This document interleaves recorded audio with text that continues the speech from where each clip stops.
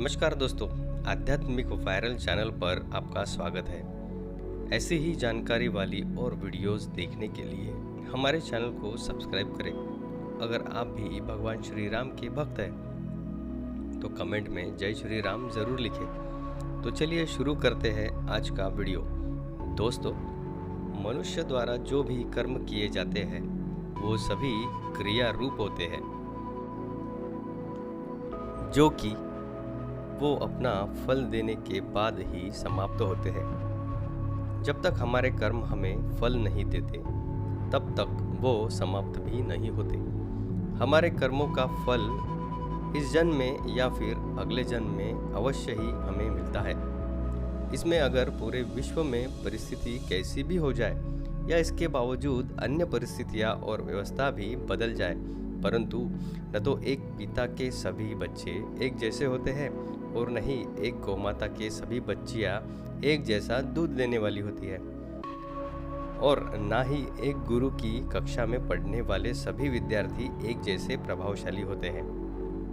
आपने देखा होगा कि कई सारे व्यक्तियों को एक जैसा ही धन समृद्धि, साधन, पैसा, धन मिलता है, परंतु उनका व्यक्तित्व एक समान नहीं निखर पाता और एक जैसे मकान में रहकर भी सभी एक जैसा सुख नहीं भोग पाते। एक ही पद पर बैठा हुआ एक आदमी तो सम्मान प्राप्त कर लेता है, परंतु अगर उसी जगह पर कोई दूसरे व्यक्ति को बिठाया जाए तो वो उस पहले वाले व्यक्ति जैसा सम्मान प्राप्त नहीं कर पाता।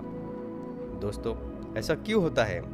क्योंकि आप बाहर तो सब ठीक कर भी लेंगे, परंतु जो व्यवस्था परमात्मा ने बनाई है, जो कर्मों का संविधान परमात्मा ने बनाया है, वो तो अपना कार्य अवश्य करेगा। जीवन में हर माता पिता अपने बच्चों के भविष्य को बेहतर करने का प्रयास जरूर करते हैं और सोचते हैं कि उन्होंने उनका भाग्य बना दिया है, परंतु भाग्य लिखने वाला मनुष्य नहीं, वो विधाता है। उनके द्वारा लिखा गया ही हमारे जीवन में घटित होता है। मनुष्य कभी किसी का भाग्य निर्माण नहीं कर सकता। दोस्तों, मनुष्य का एक स्वभाव है, वो हमेशा दूसरों को ही दोष देते रहता है, लेकिन जो दुख हम भोग रहे हैं वो हमारे ही कर्मों के परिणाम है। कुछ कर्म ऐसे होते हैं जो आपके खाते में जुड़ जाते हैं, जैसे कि जो कर्म अच्छे हैं वो हमें अच्छे फल देंगे और जो कर्म बुरे हैं वो हमें बुरा फल देंगे। इसे हम एक कथा का उदाहरण देकर समझेंगे। दोस्तों, एक गांव में एक प्राचीन शिव मंदिर था।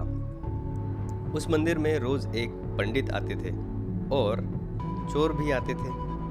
पंडित रोज भक्तिभाव से फल फूल और दूध चढ़ाकर मन से पूजा करते थे और वहीं बैठकर शिव स्तोत्र का पाठ करते थे और घंटों तक शिव का ध्यान करते थे।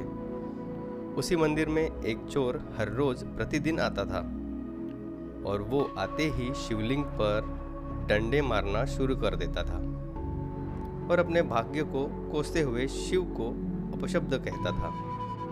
अपने भाग्य का सारा दोष वो शिव भगवान पर मढ़ता और उन्हें अन्यायी और पक्षपाती ठहराता। फिर एक दिन पंडित और चोर दोनों एक साथ मंदिर में आए और अपनी अपनी प्रतिदिन की प्रक्रिया करने लगे। कुछ समय बाद दोनों मंदिर के बाहर आए।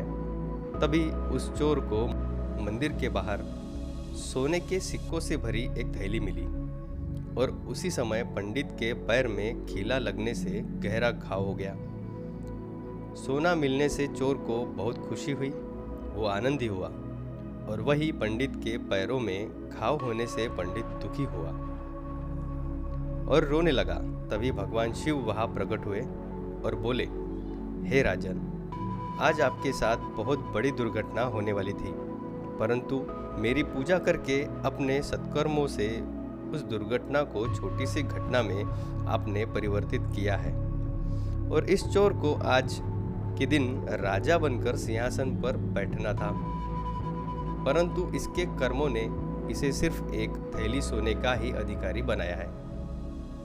ये जो कुछ भी घटित हुआ है वो सब इस चोर के दुष्कर्म और आपके अच्छे कर्मों के कारण ही हुआ है। वस्तुतः मनुष्य अपना भाग्य विधाता खुद ही होता है। अगर मनुष्य अच्छे कर्म करेगा तो उसे अच्छा भाग्य मिलेगा, और अगर वो दुष्कर्म करेगा तो फल में दुर्भाग्य ही पाएगा और उसका पात्र बनेगा। हम जो भी क्रिया करते हैं उसकी प्रतिक्रिया अवश्य होती है, पर उस प्रतिक्रिया से बचने के लिए कुछ उपाय भी सीखने चाहिए। जैसे कि अगर किसी डॉक्टर ने दवाई दी और दवाई का कोई भी असर नहीं हुआ तो कहा जाएगा कि दवाई बेकार है।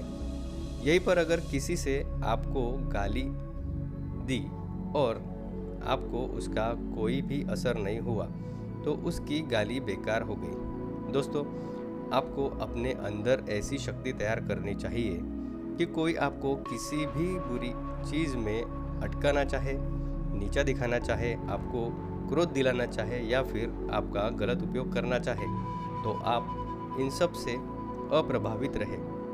यहाँ पर भी आपको सत्कर्म और भगवान की कृपा निरंतर काम करती रही। यदि आपके कर्म अच्छे हैं तो भगवान खुद आपकी हर वक्त मदद करते हैं, जो कि आपको पता भी नहीं होगा।